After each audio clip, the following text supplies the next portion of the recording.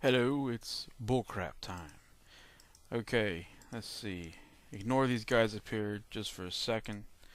Um, Here's that status bar thing I was working on. Rolling around in grass for a snowball can be dangerous because the blades of the grass kind of chip away at them. So um, I don't think it's necessarily going to drain this fast, but just for show off purposes. So when it reaches zero, he would do a ouchie animation and stuff, and then he loses a health point. That's There'll be various different situations where a status bar will pop up like this. It could be too hot, or you know. I know I'm having one. If you get in water, you can get oversaturated and turn into slush, and that doesn't take away hit points. That's just instant death. Okay, let's see. Also, this would probably kind of get in the way if there's action going on around, so I'm going to try just, like as soon as it pops up, because, all that stuff will be animated. It's just right now it's in its rough form, but as soon as it pops up, after like a second maybe, I have it kind of fade out somewhat so it's see-through. So hopefully that'll fix it, but, when the time comes for me to find out, I'll do some experimentation on that. Okay, as you can see, well, you can see him. Here's those grasstard huts I worked on. I want to switch over to, bam, the stage, okay. Yeah, so you can, bounce into them or off of them. These grasslands right here, they'll crumple if you hit them going, full speed normally. These ones over here will not. They are sturdier because they're made of mud and sticks, which is clearly sturdier than just old dead, grass. So you got to have some extra weight in you, and you can bammo. Or see, also you can throw the rocks at these. They have to be flying at a certain speed, so you have to be throwing them after having moved. See, pardon me, guys. Okay, never mind. I'll get to these guys right now. I was gonna. Oh yeah, then there's the shadow tiles I added to help define. I don't know if I'm gonna cast a shadow off of the slopes or not. I don't know if that'll wind up making it too dark or what. But yeah, anyways, okay, the grasstards. They don't show it, but you can sneak up on them if they're facing the wrong direction. But since they only have one cheesy little frame to show off each little state here, they. But anyways, yeah. So whenever you get close enough and you're in their field of view, they will attack. Like he's going to run at me and slam into me, which will take off a health. It'll dizzy him, so you can get a chance to retaliate. That was the flying dive attack. Yeah, I just killed him. See, if you just bump him going slow, it doesn't do anything. I am going to add in some code to where if you get like right up on them and you touch them, that they will notice you and turn around if you don't do something about it. So now if you're going to medium speed, you can. Whoa, okay. Huh. I'm pretty sure I fixed the word. Okay, never mind. What's supposed to happen is when you're going. Oh, I'm holding the rock. What an idiot. Yeah, okay. The extra weight's what did it. If you're holding the rock and you hit one of them, you can be going like half speed and it'll kill them. Okay, so yeah, here we go. If you just hit them going medium speed, you can just kind of knock them around a little bit and dizzy them. So you can sneak up on them and just clop like that and go by or whatever. I was pondering later on adding it into where if you knock them dizzy, you can actually pick them up as an item and throw them around. I have a scenario later in one of the stages where there's a plant that likes to eat these guys chilled, and you may bring them a couple, get something out of it.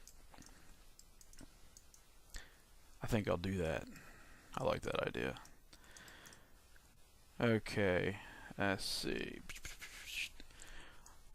I think I was going to talk a little bit about how I structured these guys as code or script, because it's a Game Maker game. Use the scripting language, so I want to bounce on over to that.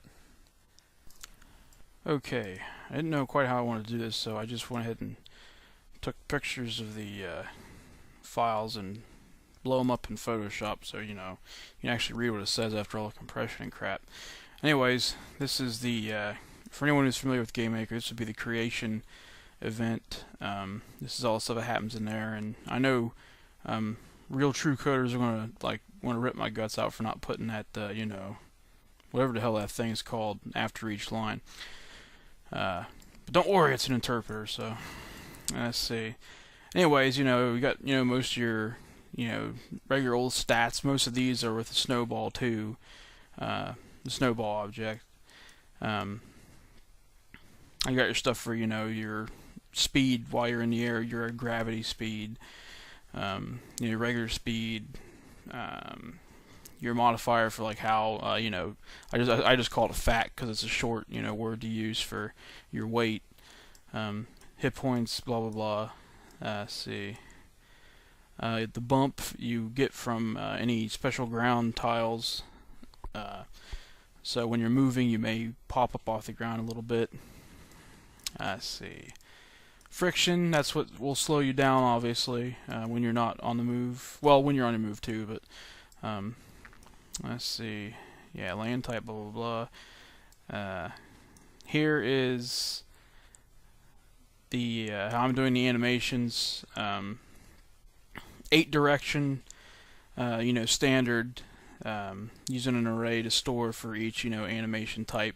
After I get all the artwork done and put in here, I may make a separate object that will store all these information here, and then these objects will just refer to that when it comes to drawing what's what.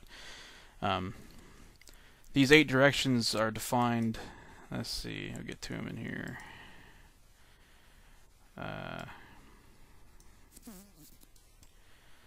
Let's see. Yeah, right here. This is in the step event. This is in my beginners section. This is all stuff that happens at the beginning of the step. Yeah, but this right here is will determine the direction of the facing, depending on his direction, and that'll fit nicely into the array slot, whatever the hell you call that thing, where you tell it what number of the array to use. But that's how it does that. So it's nice and simple. Let's see, down here I got my section for incrementing variables. These are variables that reduce or gain every step, depending. Like I had to make a barrier off is what it's about. On the angled barriers, specifically the non-45 degree angles, if you hit it too fast, too much, like you'd slow down so much to the point to where you'd barely move at all. So I had to, every time you bump it, it maybe it's dependent on the speed you're going times a certain number, and that will give it some leeway to turn off that speed reduction, so you can actually move if you're bumping into it. M-stun is movement stun. If that's greater than 0, the snowball doesn't respond to your move commands. I can use that like in cutscene events or something like that. I can just have an object constantly have it greater than 0, and it'll keep you from moving around. Let's see. Drop off. What the hell is drop off? That doesn't matter. I'll remember it later. There's my state section. This is always keep in mind this right here is for the grastards. So some of this stuff actually comes from the snowball. And later on, I'll go back and see what needs to be taken out when it's not needed. Okay, yeah.